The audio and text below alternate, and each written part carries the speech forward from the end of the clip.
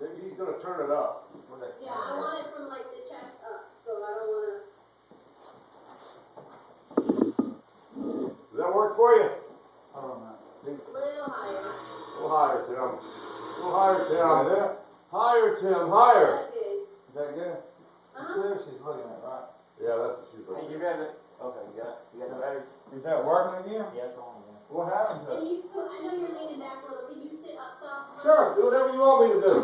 How's that? That work for you? That's great. All right. Framed very nicely. I like it. All right, so it's gonna be just kind of, what we did the other day, but a few more questions.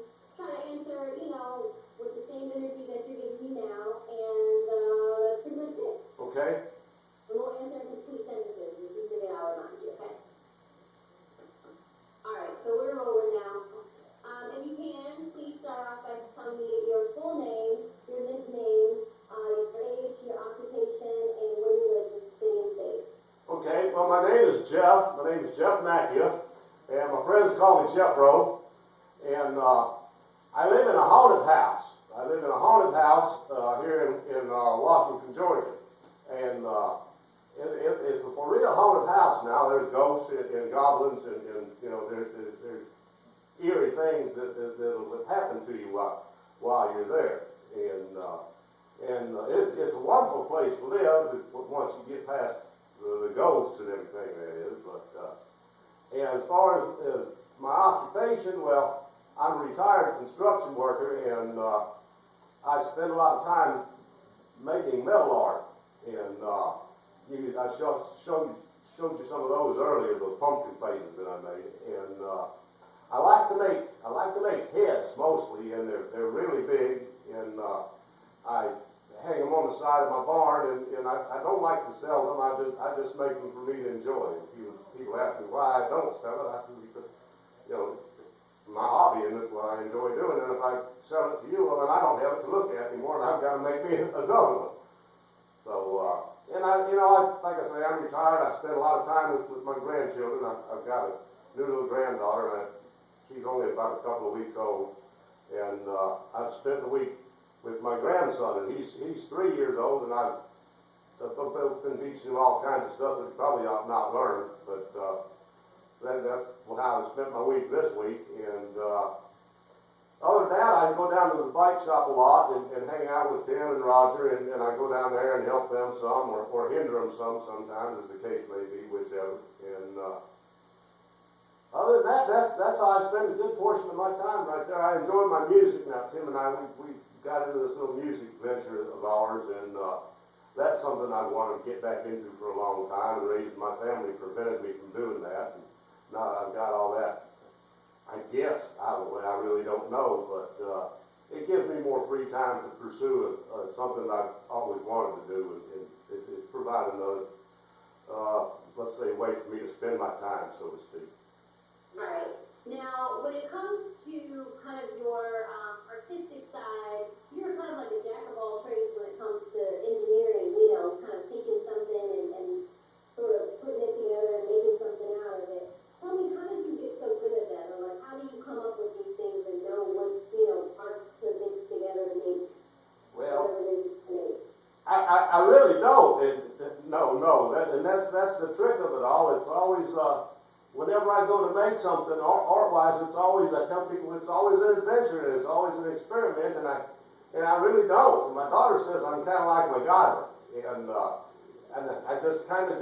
always just kind of like to tinker and fiddle around with stuff. And somebody says, "Oh, you can't make that work." I said, "Well, if we maybe do this, if they do that, maybe we can." And it seems to work out for me. Like I say, I've done a lot of construction work, and sometimes when you do that, you kind of have to jimmy stuff around to make it. Now, you can draw something out on a piece of paper, but when it comes to put it to actually together, it really doesn't go that way sometimes. So, Definitely. And tell me, again, just kind of explain, we saw the jack-o'-lanterns that you did earlier, and, we know about the faces. Just reiterate that for me, that, you, in your spare time, do a lot of artistic stuff. You make these faces, and sometimes you use scrap metal or different things to come up with, these large-scale faces. well, all the art is made out of is made out of junk. Gosh, like a homeowners association's nightmare where I live at, you know, back around, about behind my goat pen where I do my stuff. And it just, I don't know, it just happens, and there's really no way to describe it. People say I let some of the stuff talk to me, and it tells me what it tells me what it wants to be. You know, I'll go down there and I'll have maybe a little sketch that I might have drawn on a piece of paper the night before of a face. You know, I like to make big faces. Now they're like, gosh, some of them are 60 inches across, and you know, and they're really cool hanging on the side of my barn. And it's hard for me to describe my art and how it works for me, and it just does. It's, you know, I like to make noise, I like to make sparks, I like to burn shit, and you know, it's all real primitive. I make everything with, there's no laser cutting or plasma cutting. It's all done with hand tools, and I guess I've taken my construction skills. I used to do a lot of tile work, and turned it into doing something that I enjoy and don't get paid for versus something that I didn't enjoy and got paid for, if that makes any sense to you. Right, no, I gotcha. Now give me the backstory on you and Tim, how you guys know each other, the fact that you're related, kind of explain how that works, and just how things came to be. Okay, well, how Tim and I got to know each other, well, like I say, Washington is a really, really small town, and as far as if your stuff breaks, you can either screw it up yourself or you can call Tim. And so, you know, used to work on my truck all the time, you know, just maintenance wise, whatever it needed, this or that. He always works on all my other vehicles. And my daughter started dating Tim's nephew, and they got married. And so, you know, I guess so we're connected that way. And, you know, before they got married, I bought a motorcycle, and it was basically a stock bike when I bought it, and Tim and I have changed a lot of parts on it, and, you know, kind of customized it my way, and, you know, we've got that connection. And this is kind of funny. My wife, she does genealogy as a hobby, and, you know, you give her long enough time, and she'll hook up stones to stones. And so she's gotten in looking at my ancestry over in Scotland, and she found that some kind of way I'm connected to a Harris. So I've got a Harris, so he's a Harris, and I guess I'm a Harris too somewhere back in the line. So that's how yeah. So that's kind of how we have our connection, and you know, the motorcycle thing and all that. Tell me about, you know, we talked about jack-o'-lanterns and the faces. Tell me about bodacious and how that came to be. Explain what it is first. Explain how you put it together, and, you know, kind of what ensued after that. Wow. Well, bodacious just, you know, that just kind of started out as a joke.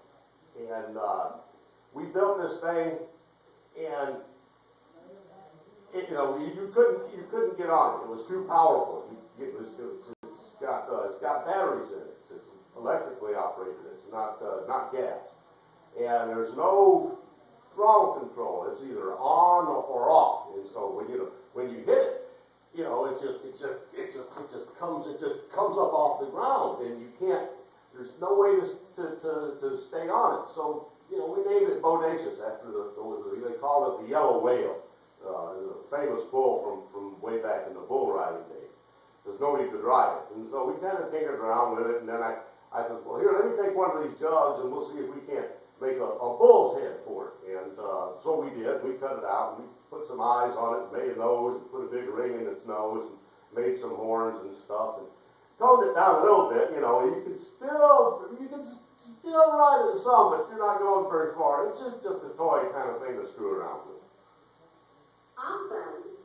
And how do you, I mean, how often are you in Tim's motorcycle shop, and what do you do when you're there? Because from what I understand, you're more, you know, if you're in the mix, sometimes it's a distraction for them or what have you. So, like, tell me what it's like when you're there and they're working. Gosh, I'm there at least 3 days out of their work week. I will be there in one shape or form. So just go back really quick at the top of that and say, I'm in, you can either say the name of the shop or you can say I'm in Tim's shop almost, or at least whatever, I go down to Tim's bike shop, Harris Custom Cycle. I go down there probably 3 times a week at least, maybe sometimes 4 times. He works on my bike. I go down there a lot of times to ask him a question about this or that, or a lot of times I'll be out riding and I'll just stop by there before I go home just to, we know each other, we're friends. Sometimes I'll go in there and make sure we're going to have band practice on a regular schedule or, things like that. Sometimes just to say hi, just give them a hard time, see how their day is going, or, it could be any number of reasons. Definitely. Okay. And tell me about the creative ways that you guys make the stuff that you make with limited resources. How are you able to kind of help them out? Because I understand, like, if they need something, you can help. You can go get it from somewhere, or you kind of have the connections to go and find parts. Just tell me a little bit about that. Well, the old saying, 2 people or 3 people can look at something a different way and come up with a different, everybody's got a different perspective about things. And like I said, I spend a lot of time out on the road, riding my bike, because I have a lot of time on my hands. And I meet a lot of different people, and here and there, stick my head in a lot of different places, sometimes where I shouldn't. But, that's how you find different interesting things that might be needed. But that kind of thing. Tell me, again, what your family life is like, marriage, kids, grandkids, all that, kind of give me the rundown. Wow, it seems like I'm busier now it's like, my dad says it's like living in a windmill, and it's exactly what it is, in the past, I don't even know what today is, today's the 28th, so in the past 2 weeks, I guess in the past month, things have been so hectic. My daughter's like 13 days pregnant overdue. So we're like every day, is today going to be the day? Is today going to be the day? So she's 13 days over. She finally has, a little girl. And, so now, and then she did something, and it's like it's always something happening. Always something happening all the time. How do you make plans? I don't make any plans, because as soon as you make plans to do this or to do that, no. Your family and your family life is going to change your plans. So I've gotten real good at rolling with the punches.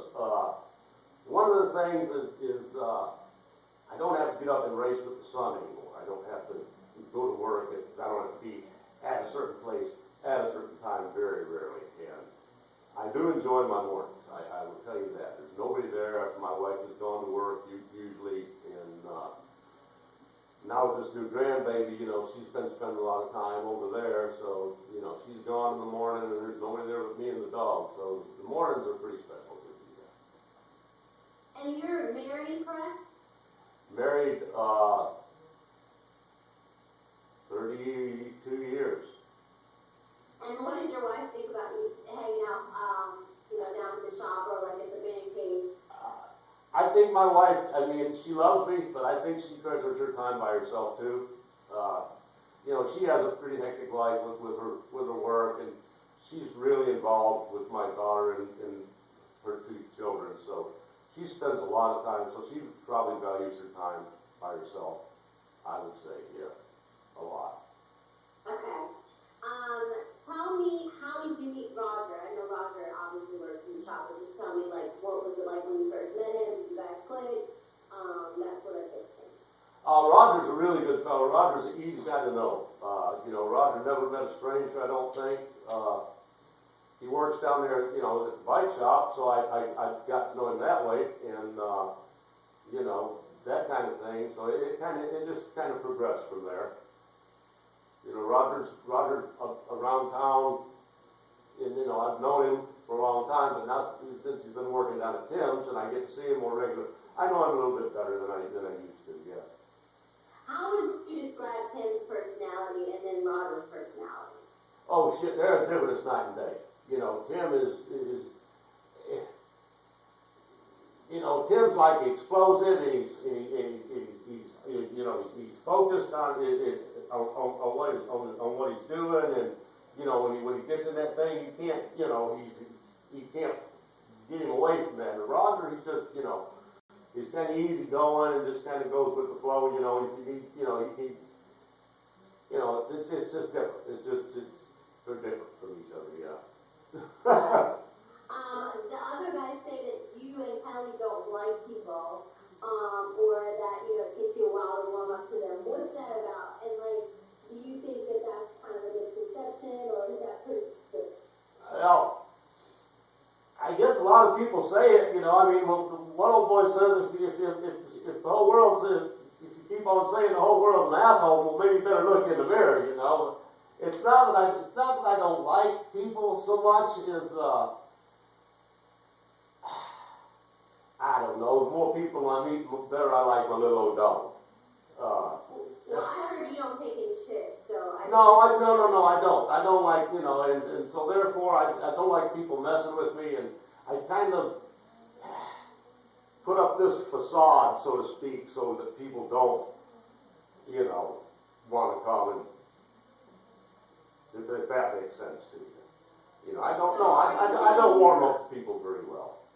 Are you, in your own words, tell me, I guess, you know, I'm a little tougher on the exterior, I don't want to be bothered with a lot of people. Well, no, I don't. I would, run that by me again.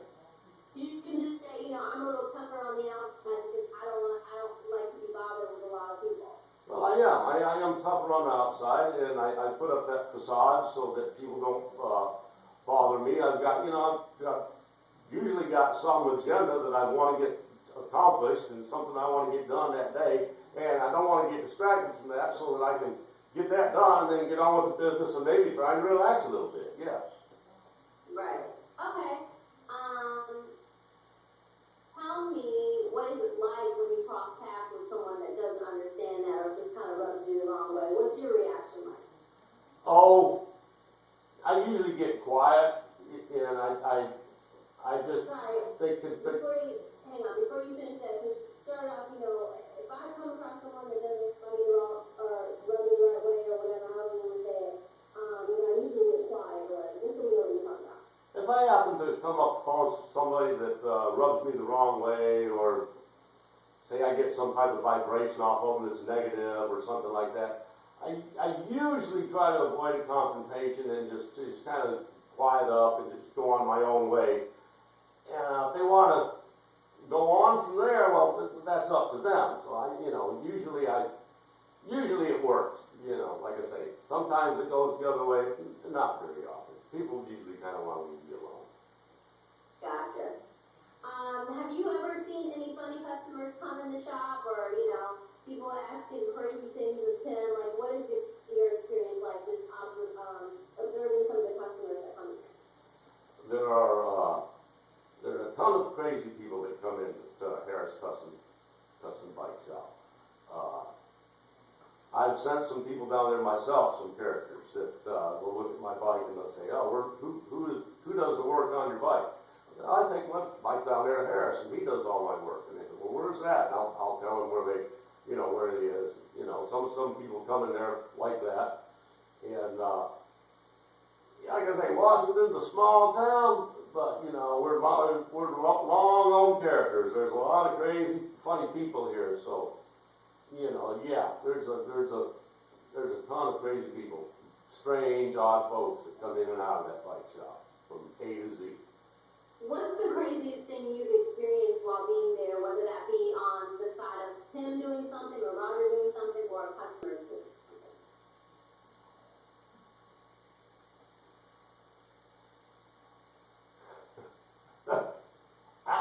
I really think that bodacious thing that we cooked up the first time that we pulled bodacious out, I think that's about the craziest thing I've ever seen down there, yeah. The first time we pulled it out. Okay. And tell me what happened when you were first trying to ride Bodacious. Oh shit, you couldn't ride it, you couldn't stay on it. It would just rear up, and there's no way you'd fall off. It was impossible. Have you ever pulled any good pranks on Roger, Tim, or Kelly? Or have they ever pulled any good pranks on you?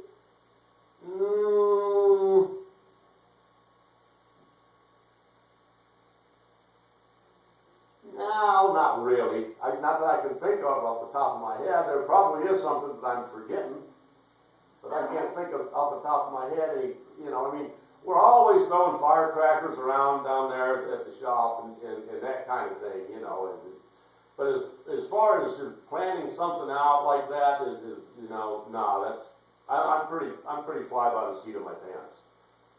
Tell me about the band, about the kind of music you guys play, like how you, just give me the background, how it all started, how did you learn to play the drums, or how do you know, give me your musical background as well as your connection to the band. Well, I went down to the bike shop one afternoon, and Roger and Tim were talking about that they would want to put a band together, and they said, that they had some equipment, and that they said they had a set of drums and this and that, and that I know anybody that knew how to play drums. And I says, I might be able to find somebody. I says, when are y'all going to practice? And they said, well, we're going to try to practice tomorrow night. I said, well, I'll see if I can't find somebody to bring down there. And they didn't know, but I've been playing drums since I was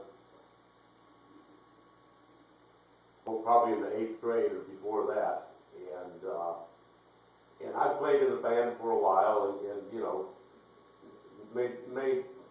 didn't make any money, pissed most of the money away, but it was fun, and learned a lot of songs. Can't listen to the radio anymore, actually, because you hear too much of the same repetitive stuff over and over, but they wanted to do it, and like I say, it started out as a joke, and so I showed up, and then then it got serious, and Roger kind of got distracted with some other things, and Tim and I kept going, and so now we got to where we, if you want to say written or co-written, I guess 7 songs that we've put together, and we are supposed to have a job coming up sometime in the early part of December, so I don't know how that'll turn out, but it's turned into a joke. It's turned into something serious, and or semi-serious, so to speak, but we're trying to keep it so it's fun. So it's mostly fun at this point, and that's what I want to keep it fun, because it gets too serious. It won't be no fun no more. You're not going to make a great deal of money at it, not at our age, no. Well, you never know. Well, you never can tell. Maybe I'll be an AARP hero. Maybe. Tell me about the man cave and that kind of being like you guys' second home in terms of where you kick back and just have your antics and let loose and run. But tell me just a little bit about the man cave in general. Well, we've got there's two of them actually. There's one here in Tim's garage where we hang out, and it's a nice place here. Before you continue, because I know you're going to say some good stuff, just go back and say, so there's 2 man caves. There's the one here where I am at Tim's house, and then. Well, then we have 2 man caves. And there's one here where I'm sitting here at Tim's house, and this is in Tim's garage. We have air conditioner here and a heater here, and this is where we rehearse our music. And we have one at my house too, where we have a big fire pit, and we take some furniture that I have in the barn, and we put some couches out there, and we'll build a big fire, and we'll hang out there at night. And it just, it gets you out of the house, but you're still comfortable. You have furniture to sit on, but if you spill some shit on it or burn a hole in it, nobody cares. Or if you got some trash on your feet or what have you, you're not messing up your wife's house, and So that's kind of the beauty and the luxury of it, if you will, so to speak. Tell me about when you guys go out together. Like, who's the one that's the jokester? Who's the one that's the troublemaker? And who's the peacemaker? Or who's the one that's getting too drunk? Oh God! Any night when we go out, if we go anywhere, anybody at any time could be captain of the ship. You don't know.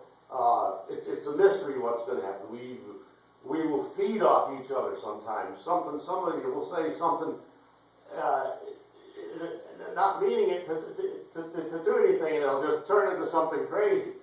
So when people will come up and they'll see us together. Somebody will say, "Did y'all have to get a permit for y'all to get out together?" Or it's hard to say. Who's the one that's going to do it? You don't know. At any given time, it could be Tim, it could be Roger. Now, My wife, she tries to keep a lid on me sometimes. She doesn't like to see me get out there too far. She's seen what can happen. So, you know, to that end, they kind of keep. I do slip my chain every now and again, but they try to keep me under control, so to speak, most of the time. Tell me about when the cops come during your rehearsals. I understand there's a neighbor that used to call the cops all the time. When we first started rehearsing and making music over here, yeah, the cops would show up. You could just about time it. When we'd start at 7 o'clock, and you know, it'd be about an hour, and the cops would show up about 10 o'clock or so, and it went on like that for almost a month or better. And one night she came over here and kicked the door open. And scared, yeah, she's a big woman now. She's a big woman, and she kicked the door open and slammed and scared me and Roger. And she said, "You know what time it is?" And Tim looked at the clock, and I looked at the clock, and I said, "It's a little before 12. Tim says, "It's 20 minutes to 12. She was all yelling at us and all irate, and it was actually quite funny. And she left, and then, you know, the cops would show up. And one night the cops show up, and we had a big box of donuts here before when they showed up. And it got to the point where one guy says, "I'm not coming back. I'm not coming back anymore." He says, when Friday night rolls around, he says, "I'm going to the other end of the county, so when they call me, I'm not going to be here." That's good. I mean, it seems like they're on your side at this point. Well, yeah, you know, we do a lot of good stuff for them too. We you know, we help